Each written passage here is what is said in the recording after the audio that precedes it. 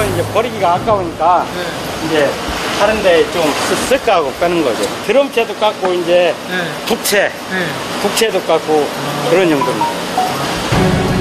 결이 좋지만 사이즈가 안 나오는 부분은 드럼스틱이나 북체로 가공된다고 하네요.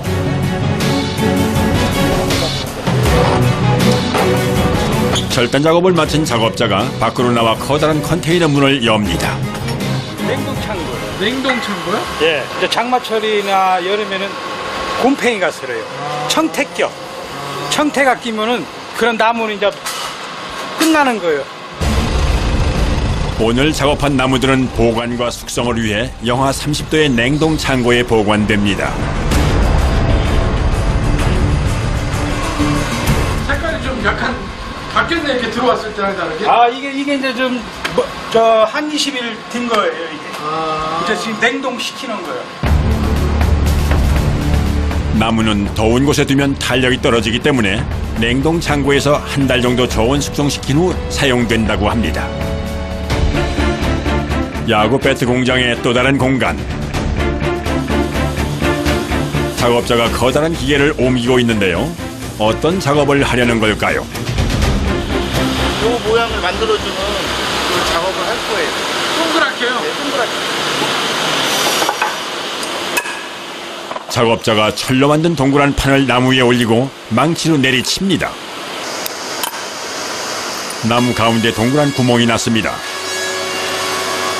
센터 잡아주는 거예요. 아, 여기가 야구 배트 사이즈하고 똑같은 사이즈예요, 이게.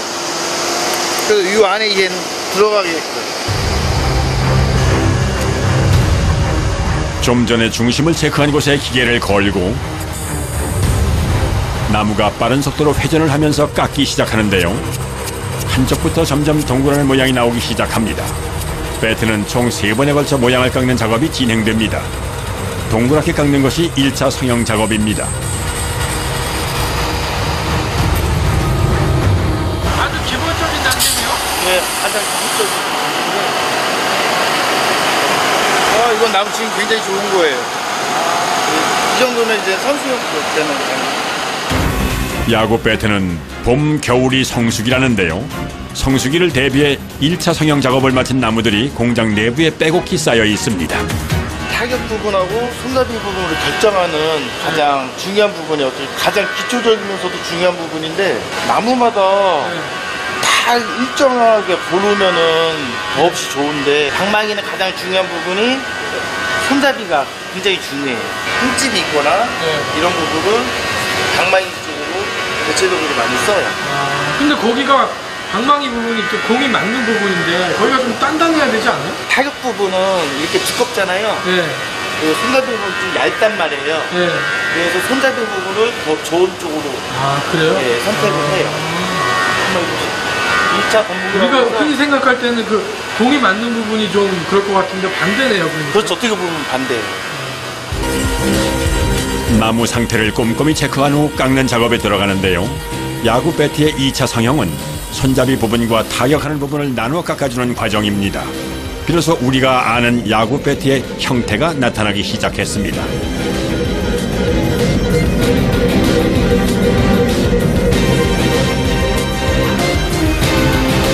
그런데 성형을 끝내자마자 저울에 올려 배트의 무게를 측정하는 작업자. 나무마다 무게가 다 틀리듯이 틀리기 때문에 아까 선수가 원하는 무게가 있어서 암만 나무가 이렇게 많이 있어도 무게가 안 맞으면은 배트를 만들 수가 없어요. 그럼 여기 지금 숫자로 써 있는 것들이 다 나무 무게예요? 네, 다 나무 무게. 쌓여있는 나무에 모두 무게가 표시되어 있는데요. 일주일 간격으로 다시 무게를 재 바뀐 무게를 체크해 놓는다고 합니다. 나무 배트는 깎는 방법에 따라 100여 가지 모델이 나올 만큼 다양하다고 하는데요. 3차 성형 과정은 주문자가 원하는 모양과 굵기를 맞춰야 하기 때문에 사람이 직접 조각칼로 섬세하게 다듬는다고 합니다. 모양 성형이 끝나면 표면을 곱게 다듬고 무게를 맞추는 사포 작업이 진행됩니다. 전부 이제 고운 손으로 빼빠를 하다 보면은 이게 곱게 나오기 때문에 그렇게 작업을 하고 있는 중입니다. 거친 거부터 이제. 예, 그렇죠. 하면 이렇게 되는 거죠. 확연히 차이가 나네요. 예. 배트 표면이 확실히 차이가 납니다. 이번엔 작업자가 공장 한편에서 뭔가를 정리하고 있는데요. 샘플, 선수들, 예. 프로야구 선수들이 실제 사용하던 배트를 샘플용으로 보관하고 있다는데 색깔은 물론 굵기, 무게, 손잡이 모양까지 정말 다양한 형태입니다. 보통 선수들은 자신이 쓰는 배트 무게에서 10g만 차이가 나도 성적이 달라지기 때문에 정밀한 제작 과정이 필요하다고 합니다. 선수 체형에 따라서 보통은 33인치부터 보통 선수들이 34인치까지 쓰거든요. 체격 조건이 좀 좋은 사람들이 좀 긴 배트를 쓰는 걸로 알고 있습니다. 배트 제작의 마지막 과정은 도색입니다. 그런데 신기하게 염료를 주전자에 붓는 작업자. 다음엔 배트에 염료를 붓기 시작합니다. 배트의 도색도 무게가 중요한데요. 염료가 두껍게 발라지면 무거워지기 때문에 붓으로 칠하는 방법보다는 염료를 위에서 아래 방향으로 부어 얇게 도색을 한다고 합니다. 흰색 배트를 가지고 나오면은 이렇게 쳤을 때 그 순간 공이 안 보인다고 그래요. 공도 흰색이기 때문에 배트를 이렇게 휘두르는 순간에 그래가지고 이제 예전에는 흰색도 했었는데 이제 요즘에는 이제 안 하고 있습니다. 아, 그 야수들이 이제 헷갈린다고? 예, 그렇죠. 예, 그렇습니다. 그 공을 잡을 때? 예. 선명한 색을 내기 위해 도색은 총 3번 진행되는데요. 보통 하루 정도 말려야 다시 칠을 할 수 있다고 하네요. 그런데 배트 끝부분에 볼록 튀어나온 꼭지 부분이 눈에 띕니다. 이럴 때 기스가 안 나잖아요. 꼭지가 있어야 이게 손상이 덜하니까요. 딱 밑에서 잡아주니까. 네. 처음 성형기계에 배트를 고정하기 위해 끼웠던 부분을 제작 과정 중 생기는 손상을 최소화하기 위해 그대로 두었다가 마지막 도색 전에 깎아낸다고 합니다.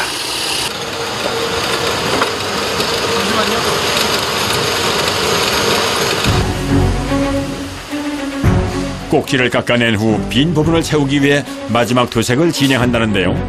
작업자가 도색한 배트를 컨테이너 박스 같이 생긴 곳에 걸기 시작합니다.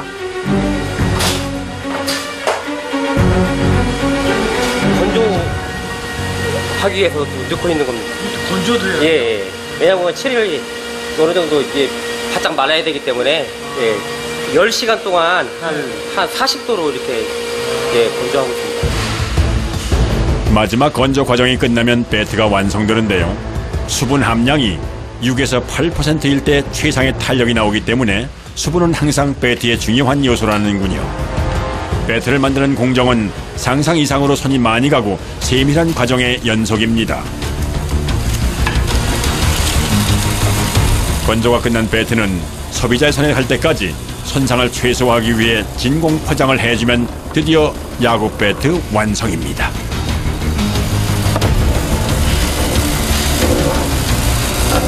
옛날에는 프로야구에서 많이 나갔었는데 지금은 사회인 야구도 그렇고 고등학생하고 대학교에서 많이 찾고 있어요. 작업자의 노력으로 만든 배트가 여러 사람에게 사랑받았으면 하는 바람입니다.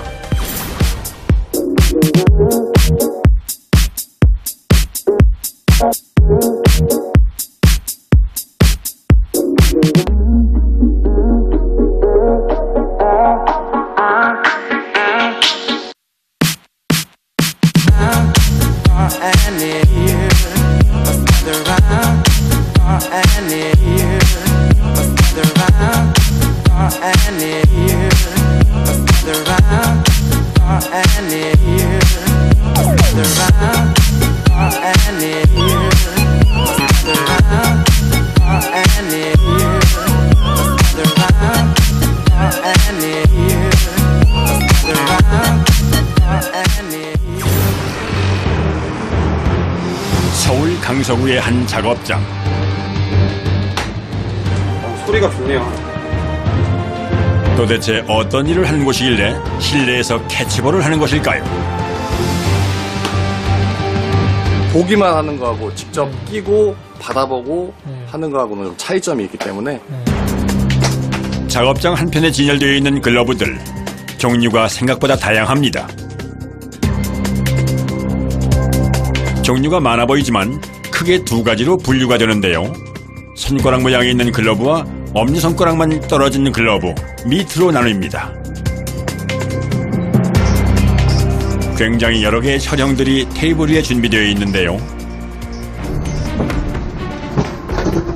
한 작업자가 유아프레스로 열심히 가죽을 재단 중입니다. 그런데 한눈에 보아도 가죽을 여러 개의 조각으로 아주 세심하게 재단하는 것 같습니다.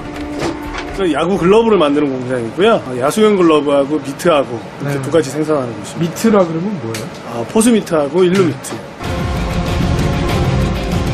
손가락 모양으로 내 외피를 모두 재단을 해야 하기 때문에 철형을 바꿔가며 꽤 여러 번 재단을 해줘야 한다네요. 이쪽에 있는 거는 손을 넣었을 때 글러브 내부에 있는 가죽이고요. 지금 이쪽에 있는 것들은 저희가 그냥 눈으로 볼 수 있는 글러브 외부. 공을 잡는 면이랑 손가락 그쪽까지. 그런데 무슨 문제가 생긴 걸까요? 재단을 하다 말고 작업자가 가죽을 한참 동안 살피는데요.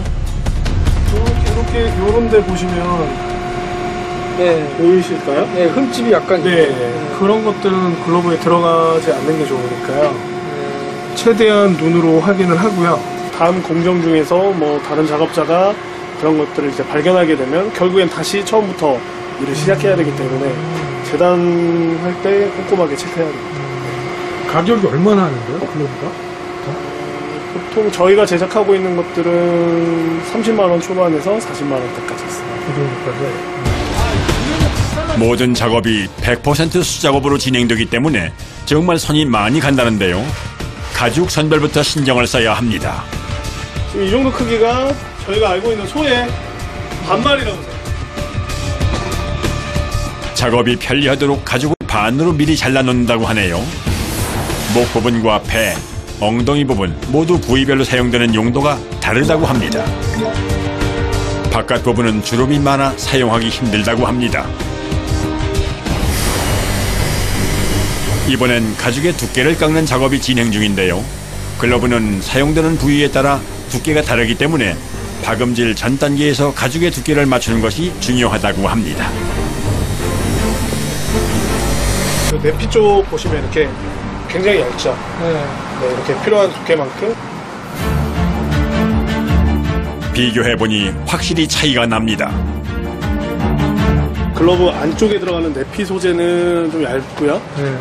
겉면에 나와 있는 뭐 손가락은 좀 더 두꺼워질 것이고요. 그리고 공이 가장 많이 와서 부딪히는 포구면 같은 경우가 가장 두껍고 그렇습니다. 가죽 두께를 맞추는 공정을 끝낸 작업자가 두꺼운 끈을 들고 있는데요. 이번엔 어떤 부분을 제작하려는 걸까요? 가죽 위에 또 가죽으로 된 끈을 올리고 함께 박음질을 합니다.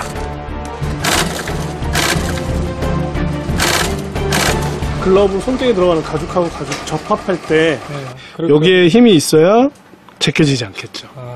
네. 그 부분에 지금 요 가죽을 그러니까 덧대주는 거네요, 지금. 네, 그렇죠? 웰팅을 이용해서 두 가죽을 접합해주고 있다. 바로 이 부분입니다.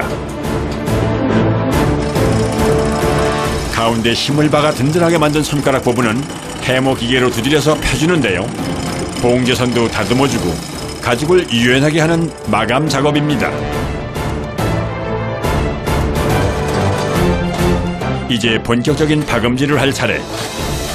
부위가 굉장히 세분화돼서 재단되기 때문에 글러브는 꽤 재봉 작업이 많습니다. 네, 이게 이렇게 이제 봉제가 될 거예요.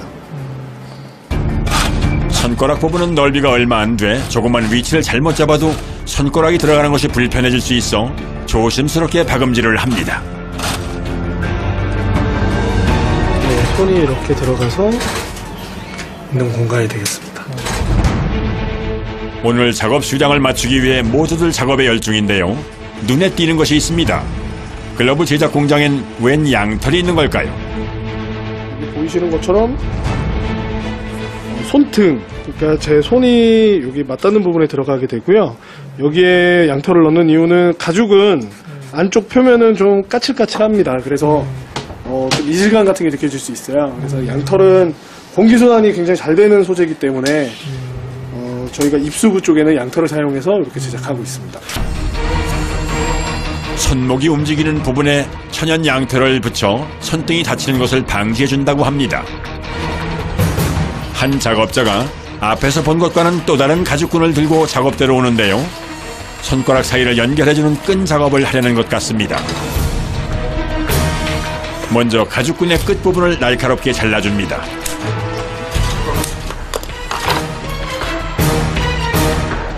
그리고 바늘에 가죽끈을 끼워서 바느질을 시작합니다.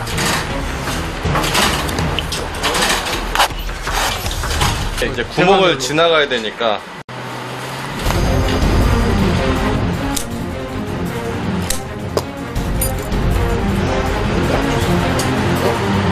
그런 식으로 딱 걸어주는 거지.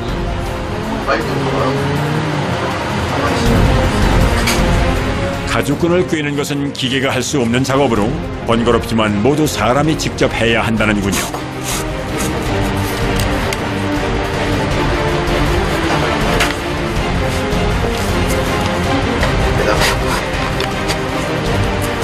걷는 부분들은 어떻게 처리하십니까? 나중에 매듭을 짓고 적당한 기로로 자라나게 돼 있습니다. 아, 매듭 쳐가지고요? 네.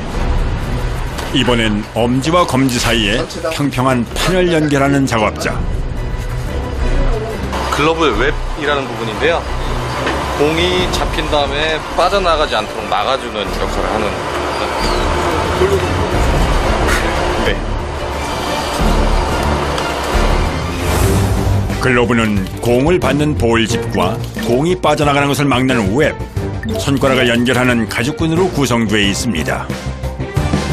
손가락 사이사이와 웹 부분까지 모두 가죽끈으로 연결해 형태를 잡아줘야 하기 때문에 손바느질 작업이 많은데요.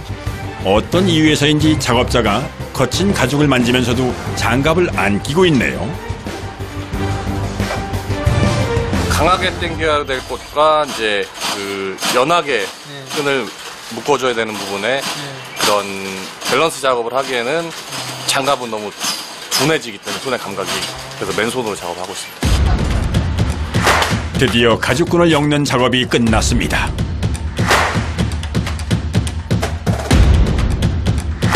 이번에도 손바느질 작업인데요. 좀 전에 가죽끈을 꿰는 작업보다 작업 강도가 훨씬 센 힘든 작업이라고 하네요. 포즈미트 안에 들어가는 펠트라는 소재를 만들고 있는 중인데요. 이제 펠트가 쉽게 생각하시면 사람을 생각하시면 뼈라고 생각하시면 돼요.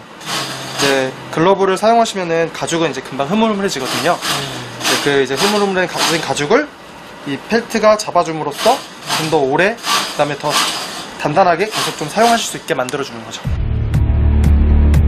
펠트는 양모 재질로 만드는데요. 소재도 소재지만 두께 자체가 굉장히 두껍기 때문에 손바느질을 하는 것이 여간 힘든 것이 아닙니다. 이게 저희가 직접 만든 골무인데요.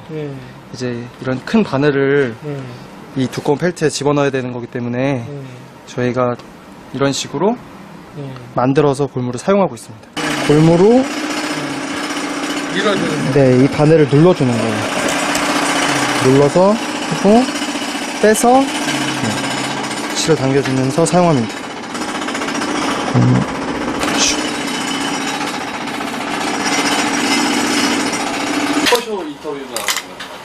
이렇게 되면 이제 하나의 펠트가 완성된 겁니다. 이제 보시면 이제 거의 비트의 모양과 거의 흡사하죠. 장갑이 두 겹이에요.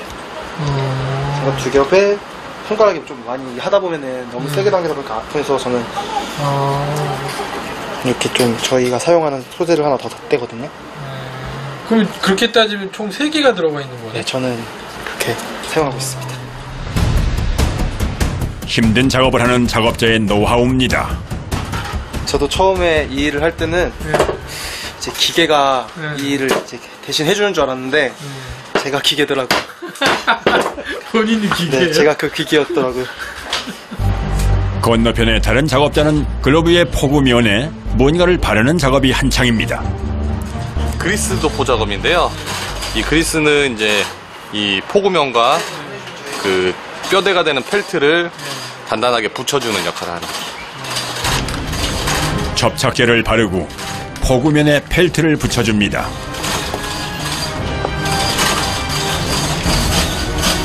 그리고 또다시 손바느질이 이어지는데요.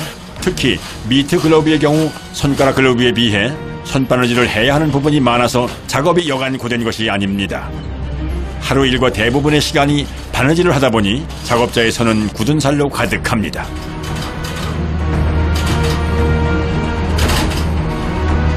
아내분이 좀 속상하실 것 같은데.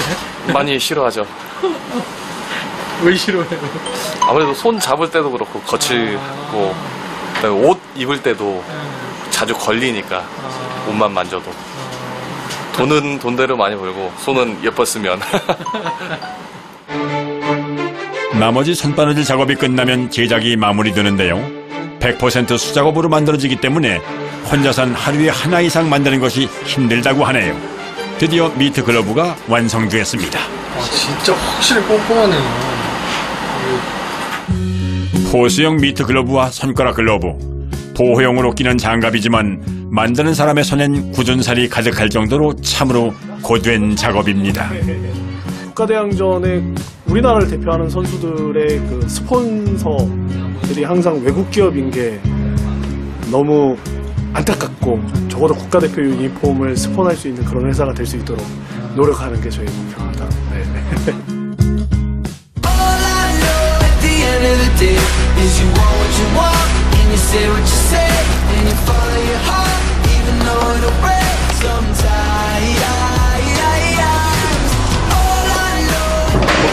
힘으로 하는 일을 하다 보니까 욕심절이 끊어졌어요. 그래서 이제 이걸 땡겨서 있는 수술을 해야 돼요. 애들 공부시키고 그랬으니까 후회는 없어요.